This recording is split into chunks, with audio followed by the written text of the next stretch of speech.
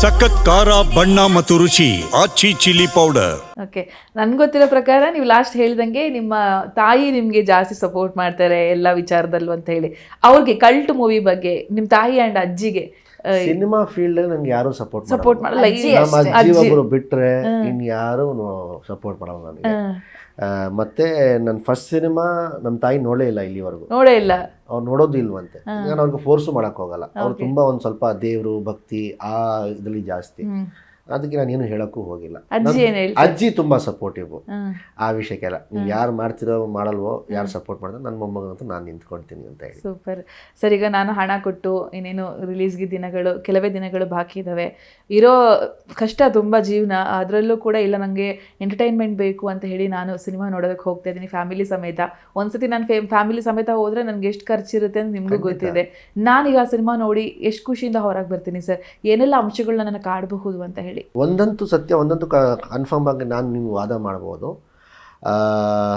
ಈ ಘಟನೆ ಈ ಮಾಧವ ಮೇಲೆ ಏನು ನಡೆಯುತ್ತೋ, ಅಥವಾ ಇವ್ರ ಮೇಲೆ ಏನು ನಡೆಯುತ್ತೋ, ಅಥವಾ ನಮ್ಮ ರಚಿತಾ ರಾಮ್ ಅವ್ರ ಮೇಲೆ ಏನು ಈ ಸಿನಿಮಾದಲ್ಲಿ ನಡೆಯುತ್ತಲ್ಲ, ಪ್ರತಿಯೊಬ್ಬರು ಜೀವನದಲ್ಲೂ ಕೂಡ 150 ಕೋಟಿ ಪಾಪ್ಯುಲೇಷನ್ ನಮ್ಮ ಇಂಡಿಯಾದು, 150 ಕೋಟಿ ಜನದಲ್ಲೂ ಕೂಡ ಅವ್ರು ಅದನ್ನು ಅನುಭವಿಸಿರ್ತಾರೆ ಒಂದು ಏಜ್ ಪೀರಿಯಡ್ ಟೈಮಿಗೆ.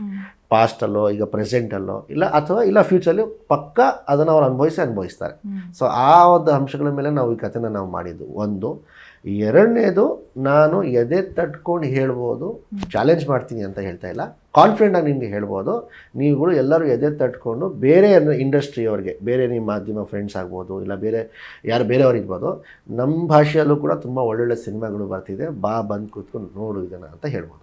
ಅಷ್ಟು ನಾನು ವಾದ ಮಾಡ್ಬೋದು. ಸೂಪರ್. ನಿಮ್ಮ ಕಡೆಯಿಂದ ಹೇಳೋದಾದ್ರೆ ಅಂದರೆ ಇದು ತುಂಬ ದೊಡ್ಡ ಸಿನಿಮಾ, ನಾವು ಅಷ್ಟೊಂದು ಖರ್ಚು ಈ VFX ಅಷ್ಟೊಂದು ಮಾಡಿ ಆ ಥರ ನಮ್ಗೆ ಯಾವುದು ಗ್ರ್ಯಾಂಡ್ಯೂರ್ ಸಿನಿಮಾಗಳಲ್ಲ. ಇದು ಮುಂಚೆ ಟೈಮಲ್ಲಿ ಬರ್ತಿತ್ತು ಒಂದು ಎಮೋಷ್ನಲ್ ಆಗಿರೋ ಸಿನಿಮಾಗಳು, ಅದ್ರ ಮೇಲೆ ಎಮೋಷನ್ಸು, ಆ ಕ್ಯಾರೆಕ್ಟರೇ ಜಾಸ್ತಿ ತೂಕ ಇರ್ತಾಯಿತ್ತು ಕ್ಯಾರೆಕ್ಟರ್ಸ್ಗೆ ಅಥವಾ ಕತೆಗೆ. ಸೊ ಅದೇ ರೀತಿ ಅನಿಲ್ ಸರ್ ಅದನ್ನು ಮಾಡಿರೋದು ಸಿನಿಮಾನ.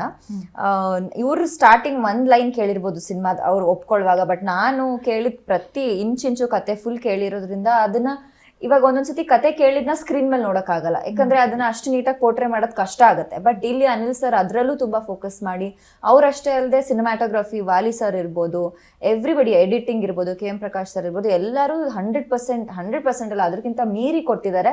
ಹಾಗೆ ನಾವು 3 ಜನ ಮೋಸ್ಟ್ಲಿ ಆ ಕ್ಯಾರೆಕ್ಟರ್ನ 3 ಜನನೇ ಆ ಸಿನಿಮಾನ ಹೋಲ್ಡ್ ಮಾಡುದು. ಕ್ಯಾರೆಕ್ಟರ್ಸ್ 3 ಜನದ ಏನ್ ಕ್ಯಾರೆಕ್ಟರ್ಸ್ ಇದೆ ಅದನ್ನ ನಾವು ಕರೆಕ್ಟ್ ಆಗಿ ಪೋರ್ಟ್ರೇ ಮಾಡಿದೀವಿ. ಆಮೇಲೆ ಜನಕ್ಕೆ ಎಮೋಷನಲಿ ತುಂಬಾ ಕನೆಕ್ಟ್ ಆಗ್ತಾರೆ. ಸೂಪರ್. ತುಂಬಾ